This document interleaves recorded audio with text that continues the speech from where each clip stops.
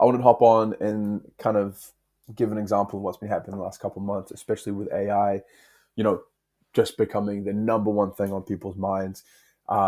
Because a lot of people, in the space, I'm on LinkedIn, Instagram, TikTok, a lot of people have been asking me if AI is going to replace, a lot of salespeople. And, to be completely honest with you, yes and no. I would say it's mainly replacing the lazy people in sales, the ones that are still copying, pasting from ChatGPT or Gemini, the ones that aren't tracking their calls, who think a follow-up is just kind of checking in. So I kind of wanted to show you what I mean. Yeah, you can be a little guy like this, but at the end of the day, I think I wanted to break it down into, why AI, why lazy people, and there's two sides to this. So let me pull it up. On the left, which is AI, you've got someone that is all about being curious. They've got an adapt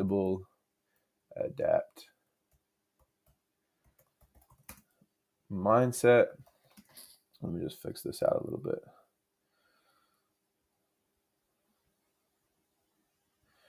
Adaptable mindset. They're all about being precise. And I just keep on doing my spelling like that. I don't know why. And then the other thing is that they're all about automation.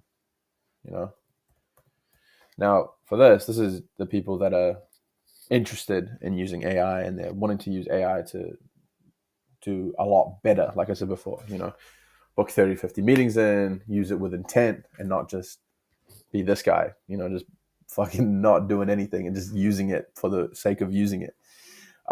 Because remember, like, AI should be used as a tool. And a lot of the people that are on this right side here, they're using it because they're wanting to be either passive, they are also fearful. All the other bit is they're just untrained. So, they don't even know how to use AI, or they're just having a stab at it. And then that's leaving them to be a little bit behind the trigger on this. And the one thing I want to say is, AI isn't necessarily a threat. And to be on this side, it is a little bit more of a mindset shift. But what you need to realize is AI is basically a multiplier.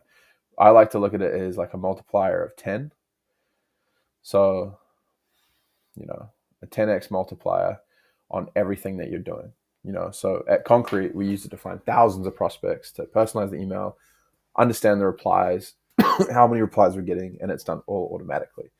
But the real the real work that's done is, the more human part is knowing what to say, when to jump in, and how to make people feel something, So with that, AI for us is AI plus human. This is kind of going to sound cringy, but is kind of like our Concrete workflow. That's how we look at everything, So we make sure that we've got a little bit of AI going on, which is a lot of the first half, the top of funnel stuff, finding, validating, verify, spending that time on Facebook, Instagram, LinkedIn, all that stuff you do to get those tools. We do it automatically. And then the human side of it is actually having that understanding, is knowing what to say, to jump in. And for example, in real life, our AI was able to find 1,200 beverage buyers, for example, for a client. It wrote the personalized intros for each one. We then, for that client, booked in 27 store meetings that led to them getting into about 35 different locations based on those 27 store meetings in under 45 days. But the deals got closed because once you got on a call, they understood who they are, the story, the tonality, and everything. So then you're able to, build that trust and action. So again, going back to lazy people, lazy people for AI. Lazy sales reps think AI is going to do everything for them. They run ChatGPT prompts like write a cold email, or they copy and paste and when no one replies. And what we've tried to train a lot of the people that we're working with in AI is you do AI to do a lot of the boring stuff, the data, timing, setup, and focus, and get people to focus a little bit more on their energy, and have an understanding that tonality is important, the presence, the conviction on what you say stuff. So if we go back and make another table, so we got this, this, and we put on this side lazy, and we put on this side modern. So modern, and we'll put again here sales rep. So we've got a lazy sales rep and we've got a modern sales rep. On the left, a lot of the lazy sales reps are going to blame AI. This isn't why I'm getting this quota. This is why I'm doing it. A lot of the time, these lazy sales reps are also sending mass emails with little to no personalization at all. And a lot of the time, when you send these mass emails, they're just going to go to spam the whole time because the content's not the same. You haven't validated your domain, and you're probably sending about 100 emails a day on one domain, one domain where it's just going to go into spam because it's not trusting, you know? They also probably talk really, really fast just to get a point through, or they're nervous. And then again, of course, the big one is fares replacement. And that's something understandable. I mean, it's an unknown thing, what AI is. But, you know, on the other side, we've got modern, which is learning AI. For me, I'm spending about 45 to an hour a week on learning, on some sort of education around AI. That's what I would recommend. For us, AI allows you to be able to test. So, you know, we're able to do multiple campaigns, test the data on those campaigns, and actually be able to make action based on that. So before AI, if you were wanting to do a new product launch, or if you were wanting to go into a new space, you just did research and you got data, but there was no principle behind that data in terms of, okay, cool, this makes a lot of sense. We're going to be selling this phone here. This phone is going to be great for people working at physios, for example. All right, cool. I'm going to reach out to all these physios. You could have spent a week doing the research, week doing all these different things. But now with AI, allows it a lot modern. You can find all that information out in the next day, you know, to be able to go, okay, cool. This demographic isn't mine. These aren't my ideal ICP, so ideal client profile. They don't match my USP, so unique selling proposition. All these different things don't make sense for this phone to be sold at a physio. But okay, this phone makes sense on I'm saying on a very easy scale to be sent to a call center. Okay, they want a call center because they want to be able to have something in their hand to quickly pick it up, etc., etc. As we know now, we use mobile phones, so I'm not going to need both of those, but to give you an idea of what it means when you want to test something. On top of that, in my previous video, I kind of talked about like a framework. So with that is you want to listen. And on top of that, listen slow. So what I mean by this is just really take in what they're saying. You know, understand where they're coming from. And a lot of the time when you do that, you're able to build something called leverage.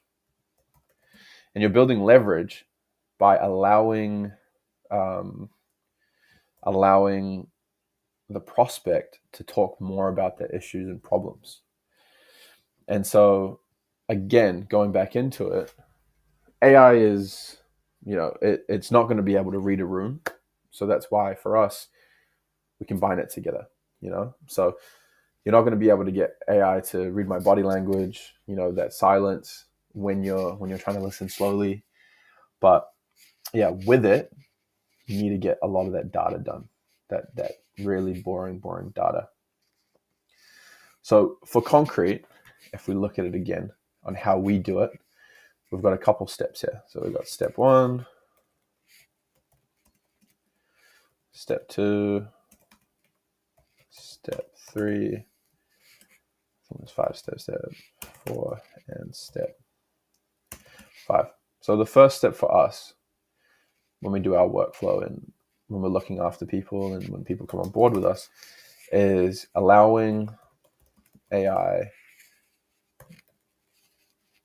to prospect. Plus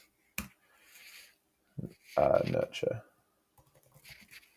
And so what I mean by that is we're getting it to find that information, put that information into a nice table that allows us to know the location, the first name, the last name, what they do, why they're doing it, their LinkedIn URL, and then be able to also nurture leads. And how we nurture those leads is we write the content automatically with personalized outreach. Just fix the spelling.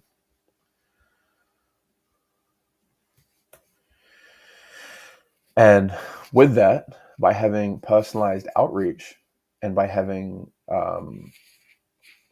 the content all done for you, you're not spending that. Now, for us, the step 3 part of this workflow is knowing the tone. And what I mean by that is the tone of voice. And so that's understanding samples of work from the clients, understanding how you're writing it, so then you can compile it all together into a neat little package. So when the email then gets sent out, or the multiple emails that get sent out to that prospect, they sound like you. So when you start talking to them, it's not any in dashes or anything like that. It's, has your spelling if you're from New Zealand. We write personalized with an S and not a Z in America. And so from then, we then also hook a lot of our clients up with a tool called Read AI, which allows the clients to understand sentiment. So sentiment means the tone of the call. So it's going, okay, cool. During the call, there was dips when certain questions were asked or the language that was used. And so it picks up those words and it grades it on a score out of 100. And from that, we have all the necessary information to close the deal. So obviously this whole section here that you're going through from start to finish allows you to make money, because at the start we're understanding the ideal prospect to reach out to, so the ICP. We're then getting the right content made for that ICP, so ideal client profile, and there's personalized and automatic outreach being sent out. So meaning in the span of 45 days, we're going to send 5 touch points out to that prospect, and each touch point gets monitored. So the first touch point, we're going to be able to see if they're going to reply back. We wait 2 to 3 days. The second one, it's 8 days, 15 days, it's going to be 20 days, and then 35 days. And so what happens from then is that we're able to have multiple touch points in someone's mailbox. So each email is getting sent individually. And that system for our clients runs 24/7. So what I'm trying to say is, every big sales shift in history has scared people. The phone coming out, email, CRM, and now AI. These huge shifts in time scare mainly a lot of the lazy sales reps. And a lot of the time, people that are adapted to, for example, the phone, or using emailing instead of writing letters, or adding information to a CRM rather than adding it into, their notebook. Just disappear. And the people that are adapting are evolving and being able to use it. So the reps who, the sales reps and the teams that use the systems that I've just talked about, from like our workflow to something like APOS, the people who aren't afraid of tech, they learn it, they understand it, and then they lead with it, lead it within their different teams. And I want to preface as well, and continuously to say this, AI is probably going to replace you if you don't want to adapt. Straight up, if you don't want to adapt, AI is going to replace what you're doing. So if you want to get the Miro board that I went over to get some more information about what we do in terms of automation, prospecting, making sure that we're not spending a lot of time on that top of funnel stuff, that data entry, things like that, let me know. I'll drop it in the bottom below so you can grab it, copy the link, do whatever you want with it, and just see what we kind of used. If you want more information about those systems that we use that do 24/7 outreach for a lot of our prospects, again, go to cncrte.co, so concrete.co, or I'll add the link down below as well, so you can just click on that and see what we do. But yeah, let me know how that goes. And again, adapt.